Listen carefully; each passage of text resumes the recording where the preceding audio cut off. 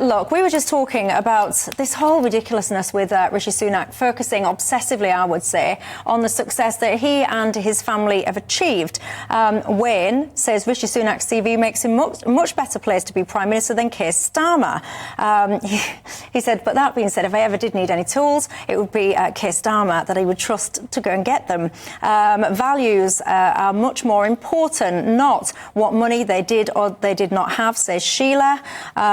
I agree, says Helen. I'm sick of people going on about Rishi's comment. It was his experience. It's his lived experience, I think is the word that we use, and he's entitled to it. Yes, indeed he is. Cassandra says, unless you're extremely rich, most people have to make choices. That's why we have budgeting and saving. Dave says, I have been a Conservative all my life and I will always vote Tories, but even I can say that Rishi is out of touch. I was just asking you before the break, do you think that they made a mistake, the Tories, by getting rid of Boris the way they did? Well, I was one of those people who was in favour of doing that, and I wasn't thinking about the party. Boris Johnson's a very talented politician. It's certainly conceivable. I don't think it would have, personally, my view is it wouldn't have, but it's certainly arguable. We could have a discussion about it, that he might have done better politically. My reasoning for deciding he should be removed is I don't think we can have a Prime Minister who can't tell the truth.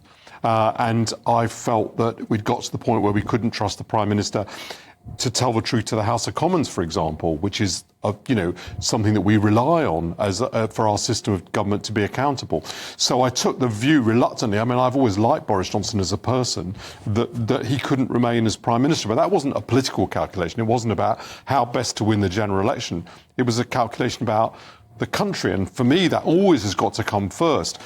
As it happens, I think the country would have had a very great difficulty getting past the parties with Boris Johnson, and I think it would have also had a very great difficulty itself getting past the fact that he couldn't tell the truth. So I don't think he would have fared well in the election, but at least we could have had an argument about that. What I don't think is easy to have an argument about is whether it was really you could continue to have a Prime Minister who routinely would send out his press secretary to tell the press and then repeated those things to Parliament, things that were not true, and ultimately got suspended from Parliament for doing it.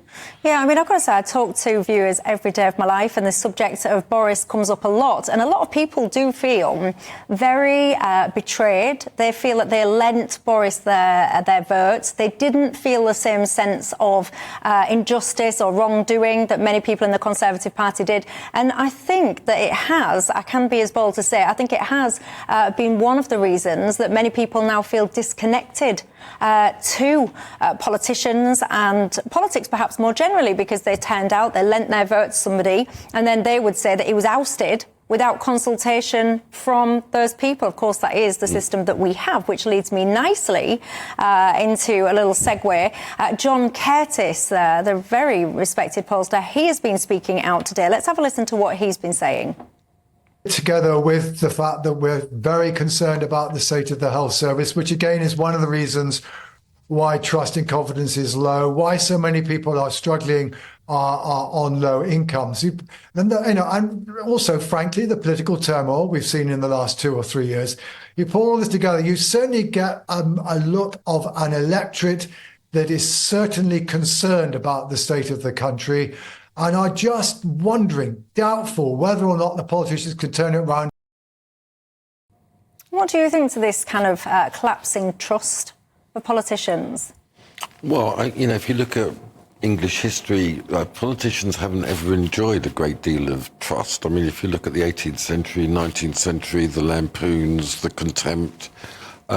So I don't think it's about that. But this idea that you change the electoral system and that restores trust, I completely oppose it. So you're talking about, so this is about 53% of people basically said that they want to change the voting system to something where smaller parties get a better look in, i.e. proportional representation. Yeah, and I'm just completely against it, because what you will witness on July the 4th will be, however disenchanted, however low the turnout, a genuine accountability where politicians will be removed. They will lose their jobs. They will be kicked out.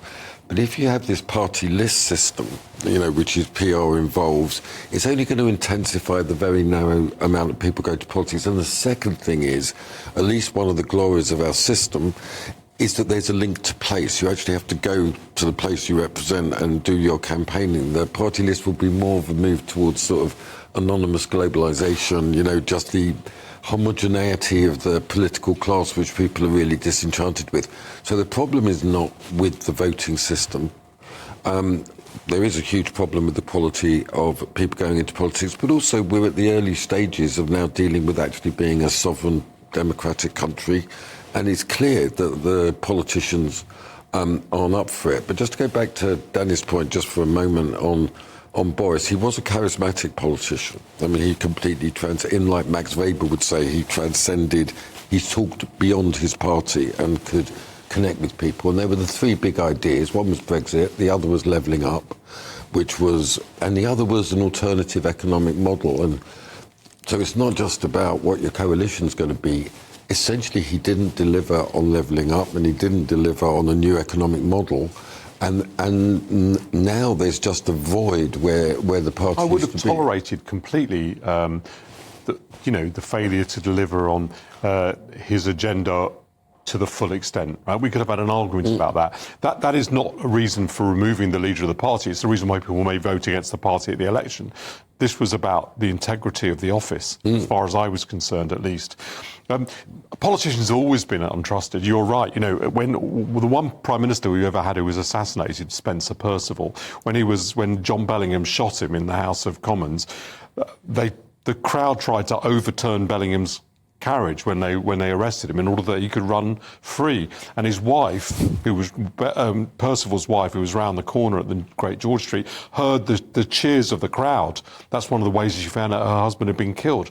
So it's not obvious that it's true that politicians are more distrusted now than before. I do worry a bit about a situation in which votes fragment and the electoral system completely doesn't represent it. But the problem is, if we have an executive in Parliament, in other words, if the Prime Minister is chosen by Parliament and by dint of being in Parliament is able to govern the country, if you then fragment Parliament in such a way that they're relying on lots of different parties to agree with each other, I think it could be difficult. When the Liberal Democrats and Conservatives got together, they formed a stable government. Lots of people quite liked that mixture. But the problem is that what you can get is total fragmentation. And we saw how incredibly destabilising that was during the Brexit debate, where nobody could actually do anything. The Parliament couldn't deliver what the Brexit referendum had called for. Yeah, but hold on, because we've had very recently a situation where the Tories had a majority and many people will be at home pushing back, shouting, even when they had that majority, they didn't achieve things like the Rwanda plan. It was frustrated at so many different points and turns. Yeah. So it's kind of... People don't like that, though, do they, Michelle? So that's exactly... I mean, in some ways... I think it's right that there should be some institutional breaks on popular enthusiasms, right? Because I think it should take time to change laws. I think we should have time to consider them. We should have time to review them. And I don't mind the fact that there is a bit of a break for consideration. So I don't want a sort of unmediated, direct democracy. But you do want a parliament that has a clear outcome. And I think that would be a big loss if we didn't have it. I'm not virulently against it because I think I can see some circumstances. If the right completely splinters and reform could end up taking, let's say a third of the vote of the right, maybe even 40% of the vote of the right, and still not getting any seats. The Conservative Party would get very few seats in that, and then the right at about 33% of the electorate, but with almost no seats. I think that's. But then aren't you then making the argument for proportional? No, that is an argument for it. Yeah, I am. But I'm saying that and if that were to persist, then I think we will eventually end up reviewing what the electorate. But I don't think that's a good way of governing. So. What I think is that the right should be able to unite behind one proposition. But that's never going to happen. I don't see the right, by the way, as being necessarily the Farageist right. I mean, I think the right should unite to the centre, but that's my particular twist on it. Go on, what are you going to say? But if you look at the 1918 report on electoral reform, they make a really good point. They say ultimately a general election is a referendum on who is going to form a government, right? It's that one or that one choice. And what we will get is a genuine acceptance of, we hope, a Labour government, and that will have democratic legitimacy. But if you look at Italy, if you look at Israel, if you look at these countries with proportional representation, the standing of the political class is even lower than here. And so it's not in any way a palliative, Michelle, for disaffection. Right. I also, one of the conclusions that my grandfather reached when he'd come through the Soviet Union, he'd gone to Siberia, he'd come to this country via Palestine and Iraq and Uzbekistan and Iran, he thought this country was very well governed. And one of his reasons was it wasn't corrupt. And I think we think of our country and our politicians as it's all a total failure, it's completely corrupt. Actually, we live in quite a good country with a lot of good things to be said about it. So I kick back a bit about people who think, there are things that are wrong in the political environment, and there are things to be said. I think politicians do make, because they think voters want them, promises they then can't reach. Absolutely.